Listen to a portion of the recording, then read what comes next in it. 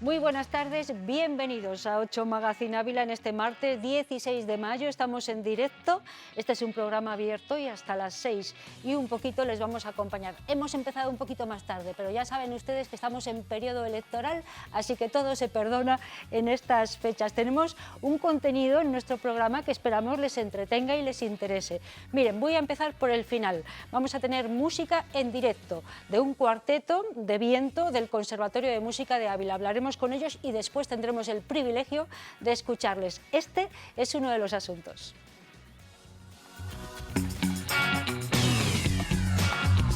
Además, a las puertas de la celebración del Día de los Museos, el cronista oficial de Ávila, Jesús María Sanchidrián, nos hablará de carros funerarios, el motivo de una conferencia que pronunciará en el Museo de Ávila. Hablaremos de primavera, de cómo la naturaleza nos ofrece espectáculos dignos de admiración, como la llegada de los vencejos. Los naturalistas Felipe Nebreda y Nacho Sevilla nos lo contarán. Y el teatro juvenil tendrá una parte preponderante también en el programa de hoy, justo el día que comienza el certamen del Colegio Santa Teresa. Hablaremos con la directora Pilar Rodríguez. Y tengo aquí a mi primer invitado diciendo sí, porque el teatro le gusta. Es Jesús María Sanchidrián, está con nosotros en directo porque nos va a hacer un preámbulo de lo que será el jueves, el Día de los Museos. Buenas tardes, Jesús Mari. Muy buenas tardes, muy buenas tardes. Encantada de encontrarte de nuevo. Decías tú, ¿cómo pasa el tiempo? Sí, ya un mes y aquí estamos otra vez. Para hablar de carros funerarios, bueno, de uno en concreto, el de Villatoro, pero también de la carretería. En general, efectivamente, claro. Sí. Con motivo del Día de los Museos, que en el Museo de Ávila empieza del 16 al 20 los actos, el 18 es el Día Internacional, bueno, pues hablaremos con motivo de un carro funerario que se conservaba en la localidad, en el cementerio de Villatoro, que ha sido restaurado por el propio museo. Bueno, eso nos servirá para hablar y para conferenciar en general de este significado de los carros, la carretería, de imagen, de cultura, de sociedad, de memoria histórica, todo un poco a raíz y tomando como hilo conductor, efectivamente acabas de comentar, de este carro fúnebre, este carro de difuntos, una cosa muy original por un lado, y frecuente en algunas de las localidades también de la provincia, no solamente en Villatoro. Este es un tanto singular, ¿no? Por eso, bueno, pues es el motivo de la Y podremos verlo en algunas imágenes y también algunas imágenes antiguas que nos hacen referencia a la carretería y en concreto a la carretería para estos fines, para esa utilidad, que es la de trasladar los féretros al cementerio. La carretería en sí es un poco el arte de fabricar carros, entendiendo por este arte de fabricar carros una artesanía y un arte popular, pues estamos hablando de aquellos carros que se utilizaban en las faenas agrícolas y en el mundo rural. No estamos hablando de las diligencias, de las galeras que se utilizaban para el transporte de viajeros también, de los carros señoriales, no, estamos hablando de cultura popular en definitiva, ¿no? Sí. Y en esa fabricación de estos elementos tan singulares que se hacían en los talleres que había en muchos de los pueblos, en la mayoría de las comarcas había siempre alguna localidad que era la especializada, entre comillas, ¿no?, que fabricaba este tipo de elementos que servían pues, para todo, para el transporte, servían para la recolección, servía singularmente para el acarreo, entre comillas, no de la mies, sino de los cereales, sino de los fallecidos o de los difuntos, que es lo que se hacía en Villatoro, también se hacía en...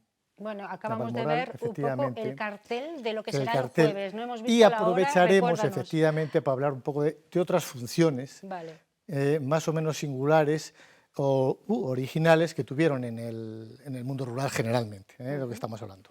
Bueno, estas imágenes son antiguas, pero ahí vemos los carros ejerciendo diferentes funciones, como bien nos contabas, ¿no? Sí, fijaros, es que primero en esas últimas que has visto, es el elemento también casi identificador de una cultura, ¿no? Hay un apartado, efectivamente, en Ávila todos los viajeros, o la mayoría, o los fotógrafos que retrataban la ciudad procuraban siempre haciéndolo con uno de estos elementos, porque era el que aportaba la vida a esa imagen. era la imagen era la que significaba el modo, a su vez, también de vida. O sea, se decía que Ávila, como es esto que veis, Ávila era conquistada todos los viernes y los días de mercado por todas las gentes de los Míralo, pueblos ahí alrededor, estamos. ¿no? Y esos son ejemplos de esa actividad mercantil que se celebraba en la ciudad. Son imágenes las últimas hasta los años 60, o sea, no es tan antigua. Sí, luego, después de estas imágenes que nos resultan tan pintorescas ahora mismo, pero que nos recuerdan a una Sí, historia viva de no hace mucho, no hace de no tanto. hace mucho, es Claro. curioso porque, fíjate, el marqués de Benavites decidió formar un museo de arte popular, y no se le ocurrió otra cosa que recopilar pues, uno de estos carros, cuando resulta que uno se asomaba a la ventana de cualquier lugar y la ciudad estaba llena.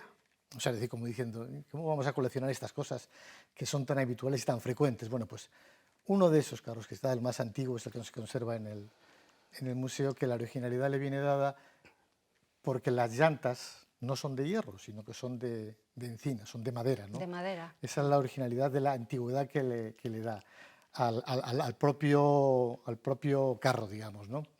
Y es curioso porque viendo estas imágenes, ves ahí también son los artesanos que hacen esto, o sea, eran Claro. gente más leída, entre comillas, más culta, de hecho tenían casi un renombre dentro de las localidades la persona que se dedicaba a estos menesteros. No en vano, es que tenían que saber casi como una ingeniería, digamos, o sea, es decir, tienen que tener unos conocimientos específicos para poder fabricar este tipo de elementos, Claro, ¿no? y si se rompe uno de los radios, que es una cosa Pues es muy fácil de que complicadísimo. suceda, es muy complicado, ¿no? Exacto, hay que desarmarlo, hay que volver a medir, hay que volver a encontrar la misma madera. Las maderas suelen ser del lugar, pero bueno, por ejemplo, las más duras son las de encina, están también la del negrillo, la del olmo, las más blandas son las de chopo, luego vienen las de pino. Ese que vemos ahí es el carro de Villatoro. Ahora ya nos Que es centramos en el carro exacto, ese es funerario, ¿no? Sí. en cualquier caso, la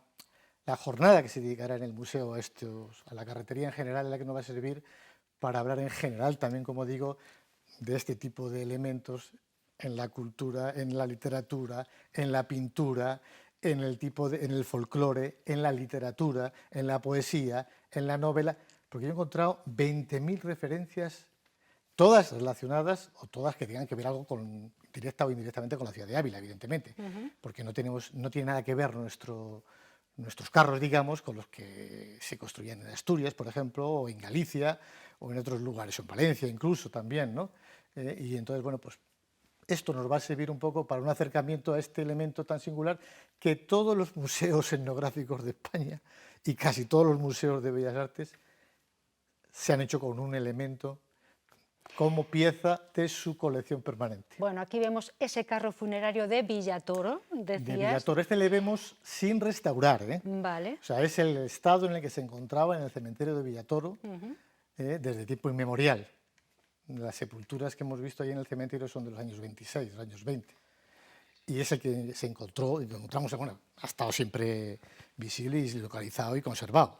La única diferencia es que el ayuntamiento lo presta ahora al museo, que lo ha restaurado, que lo ha limpiado, que ha repuesto alguna pieza que estaba en mal estado, que esto lo ha hecho el restaurador del museo, Cristian Berga, y bueno, es el que se va a exponer y es el que es la novedad que a partir del 18 se podrá contemplar aquí en la Eso ciudad es lo que yo quería decirte, porque has dicho que hoy comenzaban un poco las actividades en general, sí. relativas a ese Día de los Museos que se celebra el próximo jueves, pero esta conferencia de la que tú vas a ser, bueno, pues el protagonista, porque serás quien la ponente, imparta, sí. claro, ¿será el jueves a qué hora? Cuéntanos. El jueves en el museo a las 7 de la tarde será. A ¿no? las 7 de la tarde en el Exacto. Museo de Ávila. Eso Hemos es. de recordar que tú, además de ser el cronista oficial de Ávila, eres también el presidente de la Asociación de Amigos del Museo, ¿no? Entonces, también somos claro, presidentes. Sí, sí, sí. También, efectivamente. Bueno. Con eso, efectivamente, hay que decir que este tipo de asociaciones, de colectivos, pues también necesitan un poco gente joven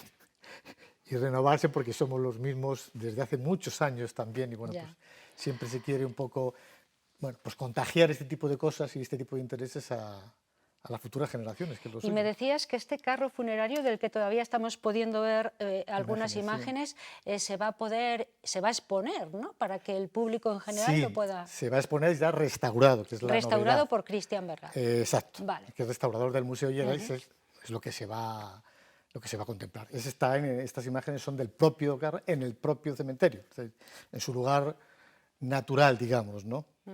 Que la originalidad que tiene es el servicio que prestó este singular vehículo de transporte en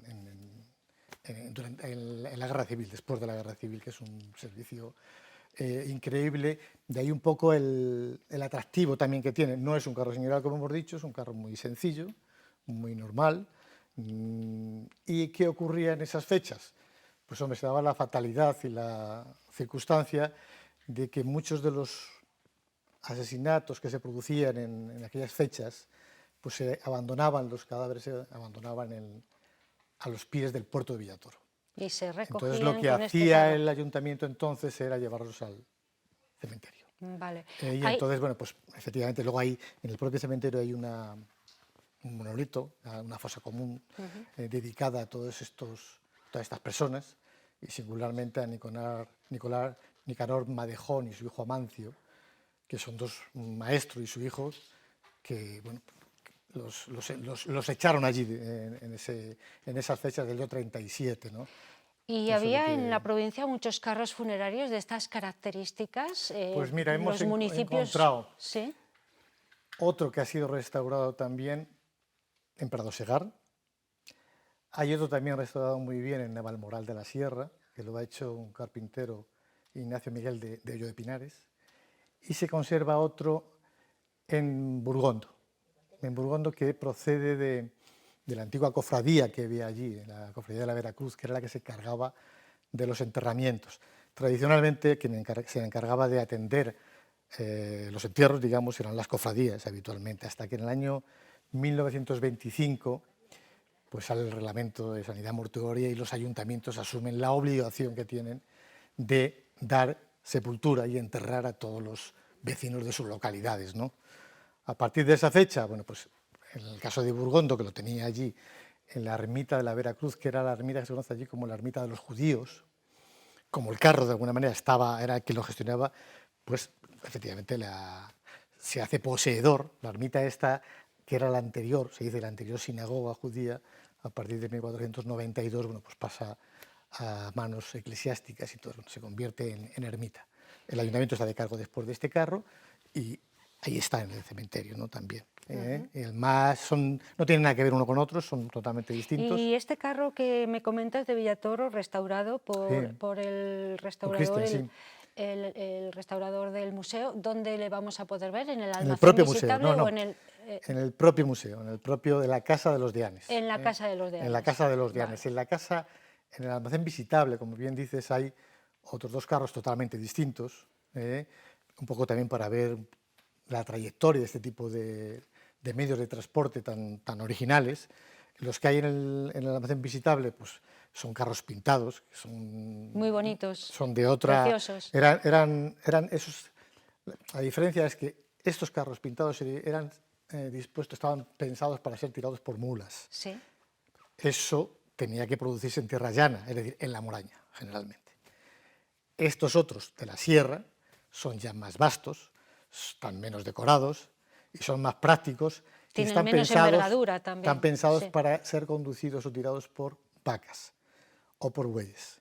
¿Qué diferencia hay? Bueno, pues el rendimiento de una mula era casi 3 veces más que el de una vaca. Es verdad que comían el doble y la vaca tenía la ventaja de que daba leche y daba crías.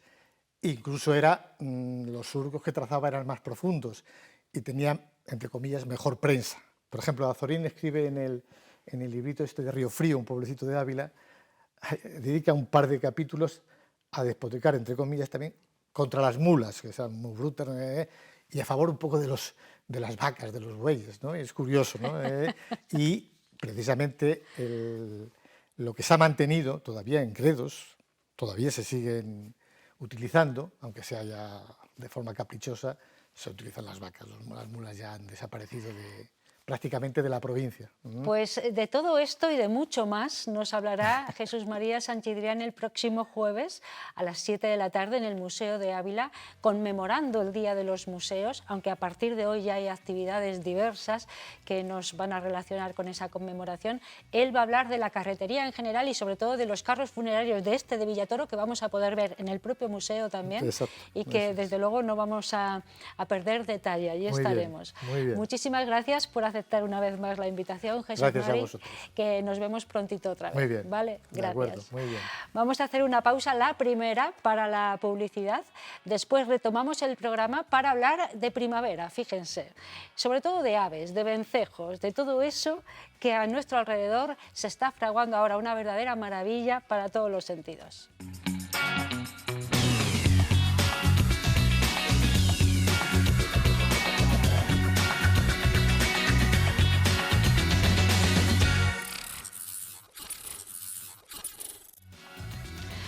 Cinco y 6 minutos, estamos en directo, estos 8 Magazine Ávila hasta las 6 y un poquito, les vamos a acompañar y ahora miren, vamos a hablar de primavera porque nos apetece, porque además lo necesitamos, aunque hace unos días un poco así de fresquito, la primavera sigue en marcha, ¿eh? Y están pasando muchas cosas, por ejemplo, la llegada de los vencejos.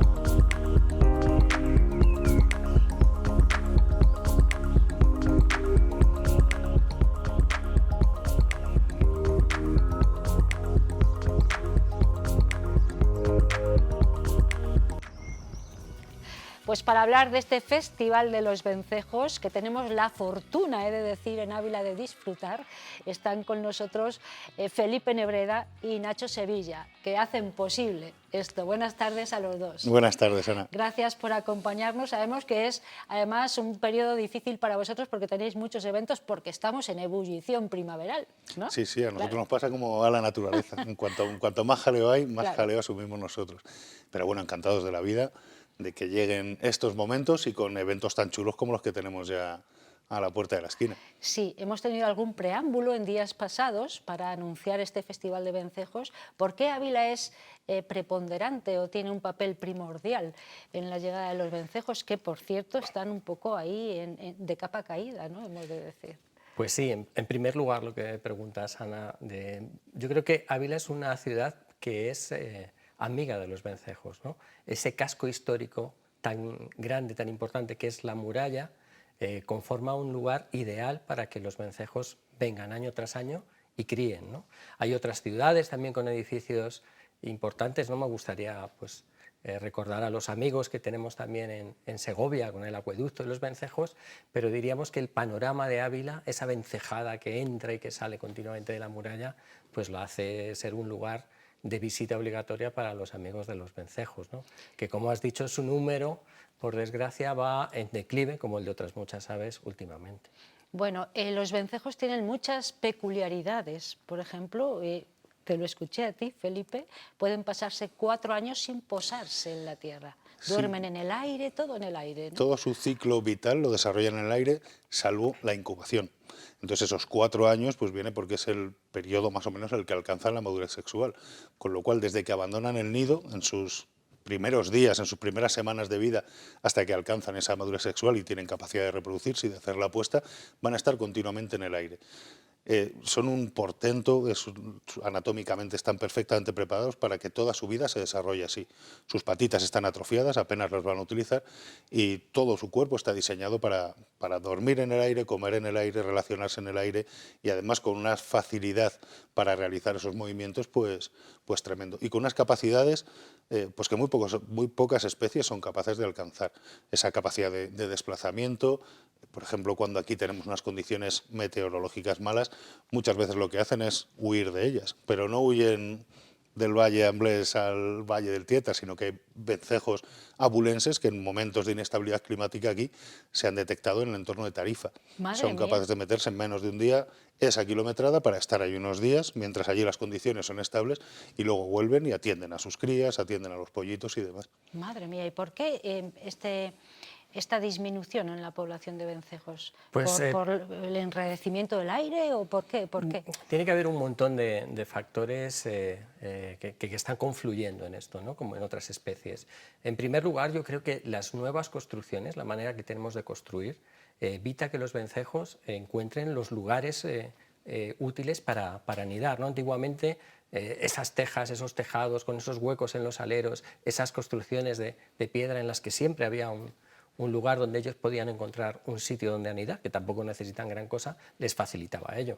Pero si pensamos en nuestras nuevas construcciones de aluminio, de cristal, de estos materiales que no son nada Que evitan la porosidad por todas partes. Exactamente. Entonces, eso es una de las primeras de las razones, ¿no? Y otra es el abuso que llevamos durante muchos años con lo que son plaguicidas para insectos. Los vencejos, como ha dicho Pipe, es que solamente se alimentan de insectos, insectos que están flotando en el aire, lo que llamamos el plancton aéreo. Y ese nivel de insectos en el aire ha disminuido, con lo cual la capacidad que tienen los vencejos de alimentar a sus crías también disminuye, y esto es así. Bueno, vamos a ver un cartel de ese Festival de los Vencejos mientras seguimos hablando y un poco todas las actividades que habéis programado, Felipe y Nacho, para esta ocasión, pero háblanos, ¿cuándo se va a celebrar? ¿Dónde? ¿Qué tenéis planteado mientras lo vemos? Fenomenal. Pues lo tenemos previsto para el 9, 10 y 11 de junio, el segundo fin de semana de junio. Y bueno, pues es al final una amalgama de distintas actividades que persigue, centrándonos en los vencejos, pues atraer a distinta gente, algunas más especializadas, como un pequeño ciclo de conferencias que la verdad es que pinta bastante bien. Ahí vemos algunas de las actividades. Empezamos nosotros dos con Sí. la primera conferencia, que ya igual estamos un poco vistos, pero bueno, queríamos hacer una muy divulgativa para diferenciar aviones, vencejos y golondrinas, que son las tres especies más o menos similares.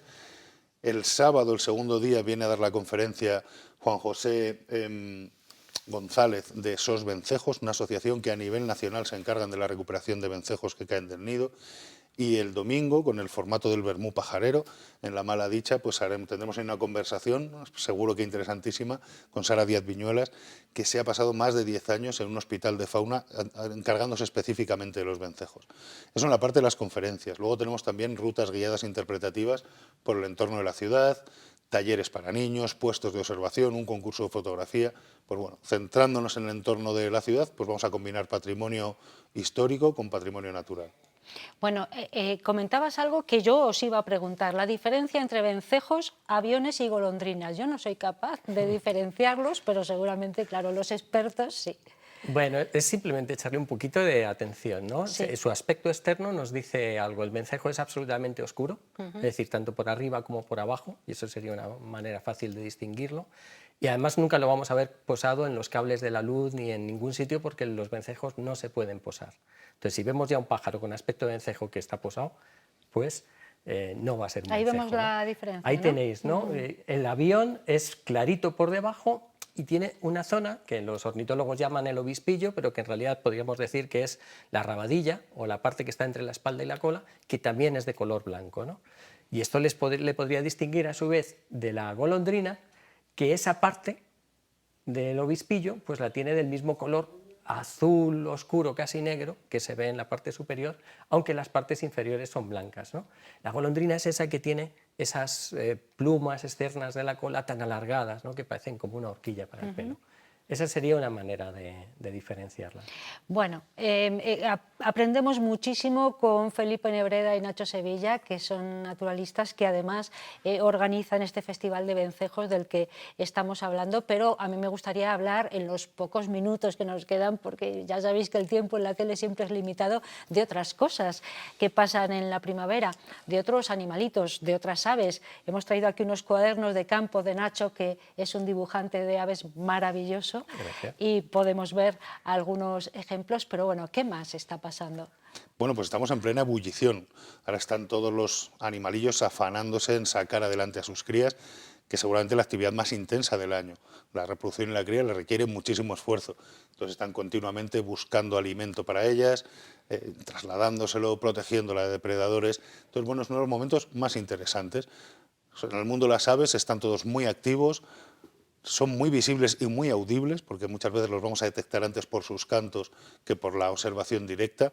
Y bueno, tenemos ejemplos buenísimos de grandes cantantes, de ¿Estamos pájaros. en pleno celo entonces? ¿O Sí, estamos entremezclando la parte de celo con la de reproducción. con la de reproducción? Entonces Vale. esos cantos se producen tanto por el celo como en ese periodo de reproducción y como por un tema de competencia territorial. Entonces muchas veces los machos van a estar, especialmente los machos, cantando pues para reclamar el territorio, para atraer a las hembras, ¿vale? Están con esa labor, compatibilizándola con la alimentación de los pollitos.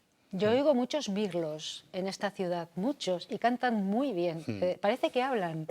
Sí, Estoy de acuerdo tienen muchas contigo. tonalidades distintas. La verdad es que el canto del mirlo es una de las cosas que podemos disfrutar hoy en día en las ciudades, antiguamente no. Y es una maravilla, como tú dices. Además son pájaros que están cantando antes de que amanezca y están cantando cuando ya se ha puesto el sol, ¿no? Y la verdad es que los cantos que están de los mirlos ahora probablemente ya sean su segundo celo, porque ya hemos visto pollitos de mirlos que están Esto no es un saliendo. mirlo, hemos de decir. Pues este no, pero No. este es de las especies que yo creo que a todos nos roba el corazón Sí, cantando, que sí. es el ruiseñor común, ¿no? Sí. Esto es una maravilla. Llegaron hace unas semanas de África y algunos machos, desde que llegaron, no han parado de cantar ni de noche ni de día. Es una Cantan cosa muy increíble. bonito también. Sí, También sí, es una efectivamente. pasada. Bueno, más cosas que están pasando ahora con los pajaritos, sobre todo, que es su periodo más importante, ¿no? Sí, pues ya no en la ciudad, sino en el entorno que vemos ahí, tenemos yo creo una de las especies más bonitas. Esta también es de las que anuncian la llegada de la primavera por su presencia y por su colorido. Se trata del abejaruco. Es una especie que viene desde África, ha llegado hace más o menos un mes y ahí la tenemos. O sea, es súper vistosa, con ese pico tan afilado, esos colores tan bonitos. Pero es chiquitita, ¿no? Bueno, como hablas antes del mirlo, lo podríamos Como el asemejar mirlo. más o Ah, menos, vale, un poquito vale. parecido, por tener Vale. una referencia ahí. Sí. Y ahí le vemos, es muy curioso porque ahora lo que está haciendo en este periodo, no hay en esas imágenes, estará también en ese momento de reproducción y cría. El mirlo, el abejaruco, hace sus nidos excavando, perforando la tierra. Hace túneles que pueden tener hasta 1 metro de longitud y al final hacen la cámara de cría. Y eso lo hacen excavando con el pico. ¿Vale? Poquito a poco, con ese pico, van perforando un poquito la tierra hasta que alcanzan ese túnel de esas dimensiones y ahí al fondo es donde van a criar. Entonces, bueno, estos que vemos aquí, tanto la imagen anterior como esta, pues son abejarucos recién llegados. Serían como podríamos encontrarlos ahora. Cuando pasen unos días y ya hayan construido ese nido, ese pico que puede alcanzar hasta los 4 centímetros se va a ver reducido a 1 centímetro, 1,5 centímetros del desgaste que sufre por ese trabajo de excavar un túnel en una superficie arenosa, en un talud. Aunque ese pico luego le va a ir creciendo. La verdad es que es uno de los pajarillos más chulos que hay. También es una ave insectívora y está en cierto declive, como todas las insectívoras, como nos comentaba antes Nacho. Pero bueno, la verdad es que es uno de los que supone una alegría inmensa verlo. Y ya que está bañándose ahí, Un carbonero. pues bueno, el que sale en el vídeo ahora es un herrerillo. La verdad es que es Se una ave de la parecen, misma ¿no? familia, Sí, son sí, muy sí. parecidos. Este es un sí. carbonero. Y son muy familiares, además, Sí. también, ¿no? Sí. Curiosamente ahí salió una página del Cuaderno de Campo que estoy haciendo de los que tengo en el jardín. Les puse una caseta anidera y pues eso, ahora mismo están a punto de salir los pollitos porque ya les oigo desde dentro de casa que están pidiendo más y más comida. Bueno, estamos viendo imágenes de aves, pero también pasan otras cosas en la naturaleza en los poquitos minutos, ya digo, que nos quedan. Sí que tenemos que hablar no solamente de aves, sino de... Claro, veíamos hace un momentito y ahora mismo una mariposa con Mariposas. las abejas, la eclosión de los insectos, explosión, casi más que explosión, hay un montón. Los mamíferos están especialmente activos. Pues como decíamos, estamos en el momento pues, más apetecible para disfrutar del campo. Porque además los animales, al estar pendientes de esas cosas, de la reproducción, de la cría y todo eso, como que están un poco más despistados y menos alerta de otras cosas y nos permiten el Podemos observarlos verlos más mejor. directamente. Ajá. Sí, yo creo que están más pendientes. Entonces, en ese aspecto, especies como el petirrojo, la bubilla, todos estos que estamos viendo ahora, libélulas, el erizo, yo creo que cualquier animal que se permite observar, o este pequeño chochín, que también tiene un canto espectacular, pues son regalos que nos ofrece la naturaleza y que si sabemos disfrutarlos, realmente es una experiencia maravillosa. No nos tenemos que ir muy lejos, ¿verdad, Nacho? En los parques de Ávila podemos escuchar esos cantos, incluso si hay suerte ver alguno de estos ejemplares. Sin duda, y yo diría que es casi de los mejores sitios, ¿no? Porque el campo está muy bien y salir al campo a ver bichos pues es estupendo, pero ellos en el campo tienen un comportamiento mucho más huidizo que en un parque. Yo creo que el mismo Parque de San Antonio aquí en Ávila es un lugar increíble para ver cómo los pajaritos se están bañando o cómo están alimentando a sus crías en los nidos que podemos ver a simple vista, ¿no? Y la variedad no es pequeña. Podemos tener 30, 40 especies de aves diferentes ahora mismo criando en los parques de Ávila. Pues ahí queda dicho. Vamos a recordar antes de despediros cuándo es ese Festival de los Vencejos, de nuevo, para quienes se hayan incorporado ahora y quieran compartirlo. Fenomenal, pues 9, 10 y 11 de junio, el 9 por la tarde, a las 8 es la inauguración y la primera conferencia y observación guiada de vencejos en el Paseo del Rastro. El sábado 10 prácticamente durante todo el día tenemos rutas, cuentacuentos, paseos, talleres, conferencias y el concurso fotográfico. Y el domingo 11 por la mañana también varias actividades y la clausura con ese vermú pajarero y la entrega de premios del concurso de fotografía. Ahí queda dicho, eclosión de la naturaleza. Nos lo han estado contando Felipe Nebreda y Nacho Subilla. Ellos son naturalistas, los organizadores de este Festival de Vencejos, y hacen muchísimas otras actividades en torno al medio ambiente, a los animalitos, a los pájaros sobre todo, porque la ornitología es especialmente importante para vosotros. Os agradezco muchísimo que hayáis hecho un huequecito para contarlo. Muchas gracias a los dos. Un placer. Muchísimas gracias, Ana. Gracias. Vamos a hacer la segunda pausa para la publicidad. No se vayan mucho, porque después, fíjense, hablaremos de teatro. Está en plena ebullición también el teatro juvenil en esta ciudad, en buena parte de la provincia, pero bueno, de ello nos hablará muy bien Pilar Rodríguez, que es directora de teatro.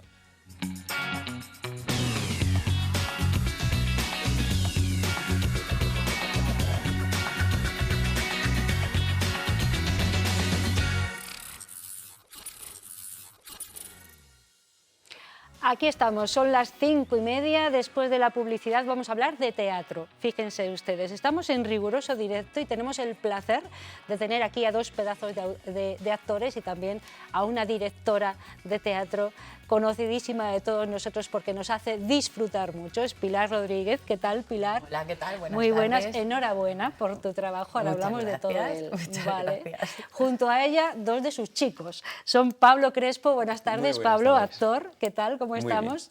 Y Nacho Piera. ¿Qué tal, Nacho? Muy bien, muy Que me contento. dicen que desde que tenías 3 años andas ahí en, Sí, desde los en 3 las años. escenas. Madre mía, toda una vida, ¿no? Ya. Sí. Claro. Toda una vida. Sí, sí. Toda una vida Bueno, juntos. vamos a hablar del teatro juvenil.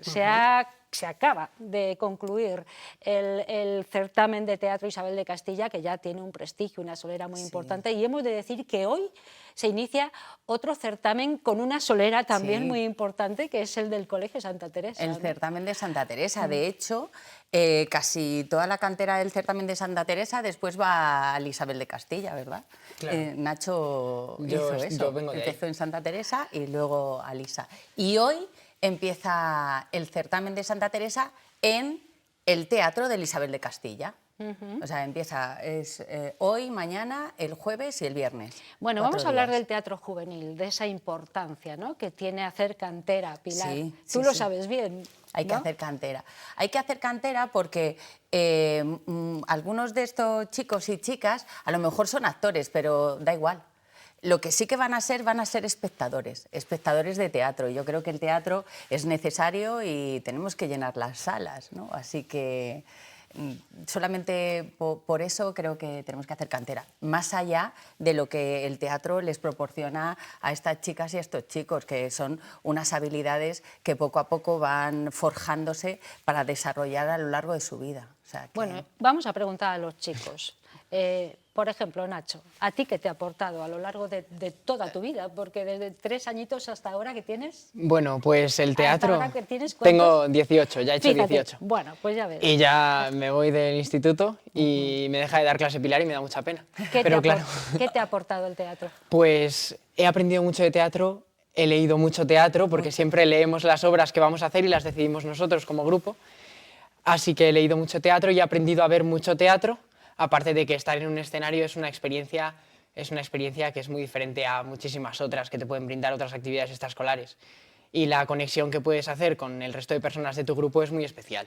Fíjate cómo habla este chico, cómo ha aprendido a hablar. Es que eso es importante también, ¿no? Quitarse un poco los miedos, el miedo escénico, aunque lo tenéis, ¿no, Pablo? Hombre, siempre cuando sales al escenario es como la emoción del momento, pero luego ya te relajas. Bueno, cuéntame tú, ¿a ti qué te ha aportado? No sé desde cuándo estás haciendo teatro, pero me consta que has estado en Sicilia ahora, hace nada, ¿no? Sí. Yo empecé a los 12 años con Pilar y la verdad es que es una experiencia buenísima, porque al final haces una piña con tus compañeros, el salir ahí y meterte en un personaje, siempre se te queda algo y ha sido una experiencia muy buena. Vamos a, mientras hablamos, a ver un poco algunas imágenes de lo que ha sido el certamen de Isabel de Castilla.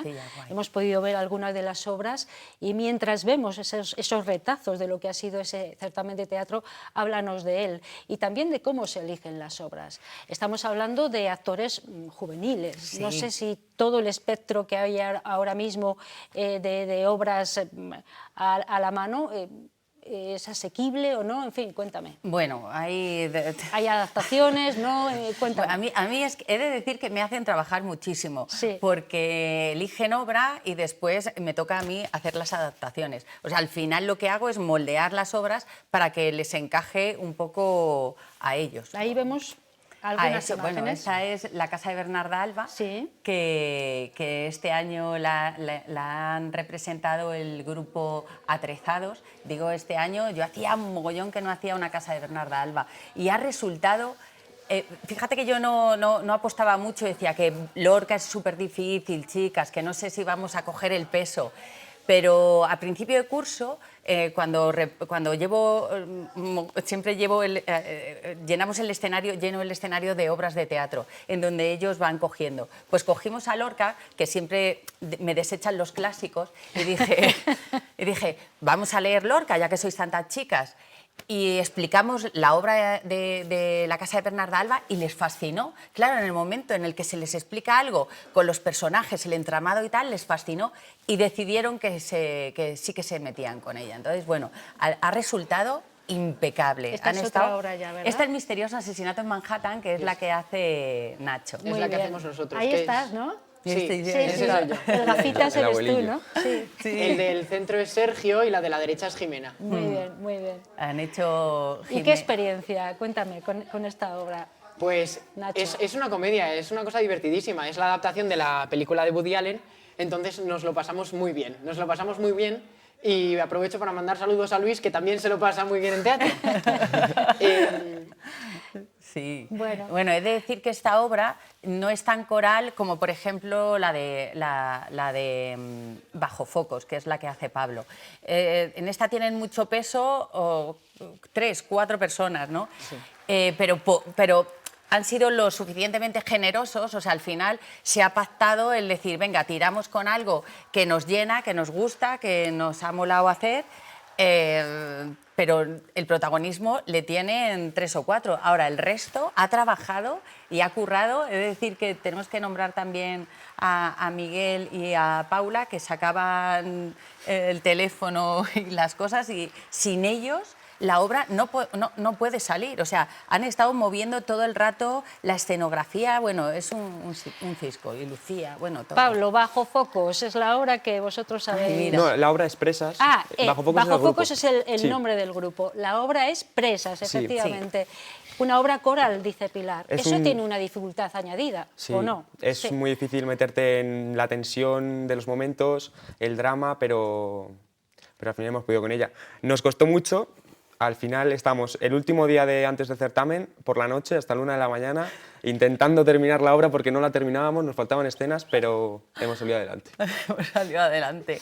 Es un clásico, ¿no? Sí. Es un clásico que tenemos que agradecer al Insti, que nos deja utilizar el teatro a deshoras, y sobre todo a José Luis, que nos abre, nos cierra, o sea, Mucho trabajo detrás de todo esto, ¿no? Pero Sí. vale la pena, ¿no? Hay mucho trabajo, lo de quedarse hasta bueno, lo que dice Pablo, hasta la 1 de la mañana o hasta las 12, sábados, domingos, pues eso al final es una cosa un poco de amor, ¿no? O sea, de pasión. Bueno, yo evidentemente por esta profesión, pero ellos también, ¿no? O sea, en vez de estar... Eran las fiestas de las servencias, ¿no? Sí, además, justo. En vez de estar en las fiestas de las servencias... Estabais ahí trabajando, ¿no? Estábamos Bueno, ensayando, o sea bueno. que al final es un acto también, yo creo que generoso por parte de todos. Muchos años ya, Pilar, ¿no? Muchos Como años. directora de teatro juvenil, ¿no? Y muchos éxitos también. Entiendo que el bagaje que tienes es positivo. Os habéis ido a Sicilia, pero no hemos contado por qué. Pues hemos retomado el irnos a Sicilia, que es un intercambio que hacemos en Catania con Adriana. Adriana es la profesora que está allí, que nos conoció a través de estas cosas circunstanciales de la vida, que conocía nuestro teatro y le hablaron del teatro que hacíamos y dijo: podíamos hacer un intercambio, que ellos estudian español. Y empezamos así, fue el grupo Guinotillas el que fue el primero. Y bueno, resulta que lo cuente Pablo. ¿Os Cuéntalo, mola lo de ir a Pablo, la Sicilia? experiencia. Una experiencia increíble. ¿Sí? Sí. Te vas allí a las casas de los catanos, ves un poco cómo es Catania, que es muy diferente a Ávila, ves cómo viven, que es otro rollo, porque ellos se levantan a las 7 de la mañana, entran a las 8 a estudiar, los sábados tienen clase y actuamos allí un día, un escenario muy diferente al nuestro, y ves un poco cómo es la diferencia. La experiencia muy buena entonces, Muy ¿no? buena. ¿Cuántos compañeros habéis estado? 16 somos en el grupo. 16 en el grupo, nada menos. Nada menos, es que Pilar. por eso, que una obra coral, 16, o sea, Madre es mía. que Ha sido un son poco un locura. mogollón. Bueno, Es un y poco ahora loco. se estrena el certamen Santa Teresa con muchísima solera ya. No sé cuántas ediciones son ya. No Muchísimas. sé, no sé, pero muchísimas, Sí, muchísimas, sí, muchísimas. Pues 20 y muchas. 20 y o más. muchas. Yo creo que porque ya llega a los 30, yo creo ya que hemos tenido que también. hacer Quizá. 3X. Yo sí, creo sí, que sí. ya hemos hecho, sí, 30 o 30 y 30 algo. y algo. El asunto es que, bueno, la pandemia, que te voy a contar, Ana, que ha hecho mucho daño Sí. y está costando retomarlo, porque antes hacíamos obras y las representábamos, nos íbamos a San Viator, a Valladolid, a Martierrero, a la Casa Grande, a Mingorría. Bueno, de esos certámenes no queda ninguno. Tampoco juvenil tampoco, entonces es como hacemos las obras y queremos representarlas. Claro, Porque al final esto es para que lo vea un público. La experiencia de sin público es muy buena, pero no tiene nada que No ver tiene con nada el que feedback, ver, ¿no? que claro. recibes. Claro. Entonces, Isabel de Castilla, gracias a que hay un AMPA que tira, que no sé cómo decirte, o sea, el certamen sin el grupo de padres y de madres sería, bueno, Imposible. impensable, O sea, imposible y imposible. ni por asomo. Entonces hay un grupo que tira de forma titánica y ha salido. También hemos presentado nosotros, Isabel de Castilla, muchas obras, porque hay mucha cantera.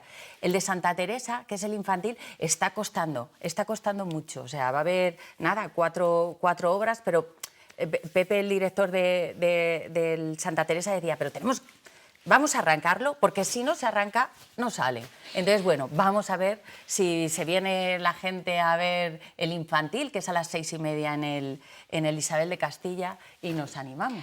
Bueno, tenemos que terminar, no sin antes hacer una ronda y preguntaros a cada uno de los tres, cada uno desde su lugar. Nacho, ¿por qué hay que hacer, ver, disfrutar el teatro de alguna manera? Pues porque no solo es una forma de vivir el arte, sino también es una forma de conectar con tu cuerpo, que ahora es una cosa que estamos dejando mucho de lado, ¿no? O sea, ahora vivimos en un mundo muy racional en el que casi no conectamos con nuestro cuerpo, y Pilar trabaja mucho el cuerpo, que es algo súper potente y que yo he agradecido infinito. Y va ligado a la mente, además, ¿no? Efectivamente. Por completo. Sí, sí. Bueno, estás contento, ¿no? De la Contentísimo. experiencia. No, ahora te toca a ti. A mí, yo en mi cerebro estaba pensando, no he dicho que tenemos al grupo Bambalinas, que estrena el viernes, de Isabel de Castilla, y al grupo Trastelón, que ha hecho Monstruos, que es que si yo no lo digo, tú sabes, ¿no? Yo Hombre, me por busco un Dios. problema, entonces tengo que decirlo. A lo largo de toda esta semana, ¿no? O sea, son los de Isabel de Castilla y mañana actúan los titiriteros. Bien. Dicho esto, ¿Por qué hay que hacer, ¿por qué hay ver que hacer o disfrutar teatro? el teatro? Porque el teatro te hace ser mejor persona. Porque desde el momento en el que te pones en el lugar de otro, ya estás viendo otra perspectiva y puedes entender las cosas. Pablo, ¿por qué? Bueno, Pilar siempre nos dice que el teatro es una forma de representar problemas reales y es verdad. Yo, por ejemplo, hacía de una persona con un problema mental y está muy bien, está muy bien. Te pones en la piel, ¿no? Sí, te metes en el papel y te pones a pensar cómo sería de verdad, cómo te sentirías y al final, pues lo que dice Pilar, es una forma de empatizar a lo mejor. De entender el mundo y De otra manera. de formar parte de él, ¿no? Pues nos lo han estado contando Nacho Piera, Pablo Crespo y Pilar Rodríguez, que es la directora de teatro, que lleva toda la vida haciendo que muchachos desde bien pequeños, como es el caso de Nacho, disfruten, amen el teatro y por ende todo lo que les rodea, que es la vida en general. Gracias, Pablo. Muchas Enhorabuena por el trabajo. Gracias, Nacho. Enhorabuena también. Gracias, Pilar. Enhorabuena. Bueno, no dejamos esta sección así dedicada a la cultura, hemos hablado de teatro, pero fíjense, ahora nos vamos a ir a las Navas del Marqués a conocer a Antonio Segovia. Él es escultor y con él ha estado nuestro compañero Samuel Senovilla y nos va a traer una historia muy bonita junto con Enrique López, que ha estado ahí detrás de las cámaras. Vean. Toda una vida dedicada a la cerrajería y a la carpintería de aluminio, pero la verdadera pasión de Antonio ha sido la creación, la de esculturas elaboradas con metal, donde ha aplicado distintas disciplinas. Aquí hay la forja, hay la soldadura, la autógena, la eléctrica y demás. Y bueno, pues la chapa, yo no soy chapista tampoco, bueno, aquí está la prueba. Y bueno, pues más bien yo he aprendido solo mi oficio. El trabajo del metal elevado a arte que desde el año 97 ha arrojado una extensa producción. Aquí hay unas 100 piezas, bueno, luego tengo a lo mejor 30 o más por ahí repartidas, así, amistades y demás. Un artista capaz de buscar la inspiración en los más diversos motivos y de plasmarlos a través del metal. Papel no, yo no he sabido pintar. Yo no he pintado nunca, yo todo de cabeza me lo he hecho. Yo dando vueltas muchas noches en la cama, además, pues dando vueltas, pues me lo imaginaba. Los motivos vegetales copan gran parte de la obra de Antonio, con piezas únicas y totalmente diferentes entre sí, y muy laboriosas. Que hay cosas como aquel pino, como verás, eso es complicadísimo y eso está hecho una a una. Aquí no hay trampas de eso. Aquí es pieza por pieza y demás. Pero entre su colección también disfrutamos de una muestra de dinosaurios, unos bailarines de tango, centros de mesa, lámparas o barcos.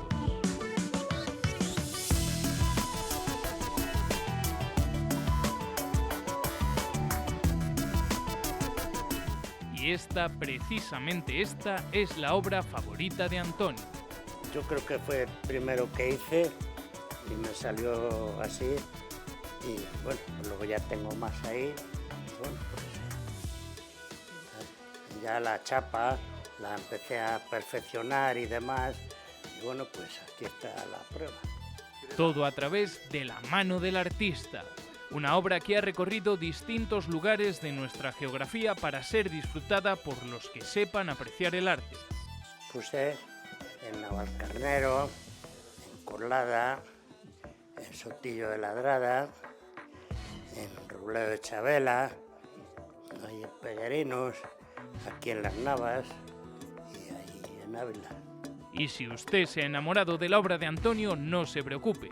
Seguro que él está encantado de enseñársela en su exposición en Las Navas del Marqués.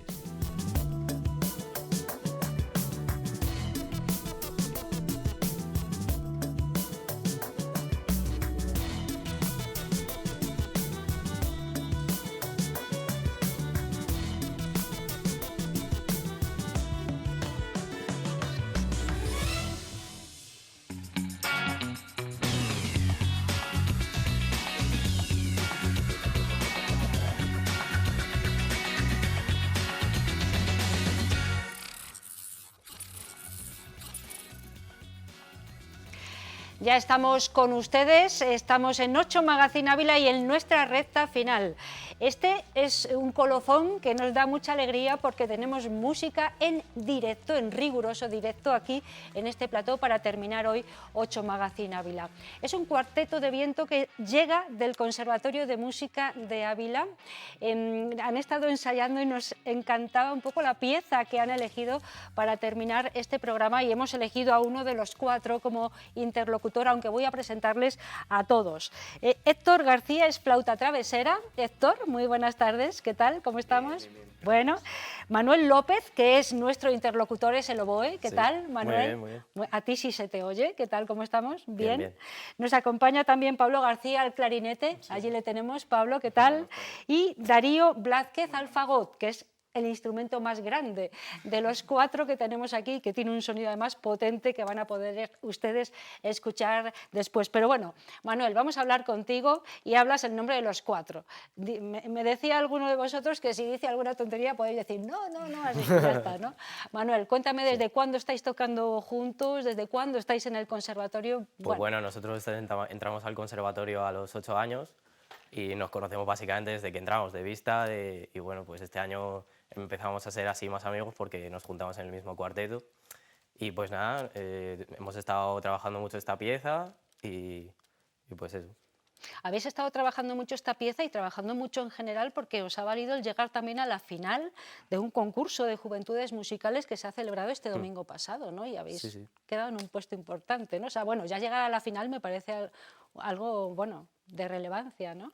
Sí, bueno, fue una gran experiencia porque había una preselección en la que se presentaban varios grupos y de ellos seleccionaban a 6 grupos y pues bueno, salimos seleccionados y en la fase final también salían elegidos 2 ganadores y bueno, fue una muy buena experiencia que estuvo muy bien.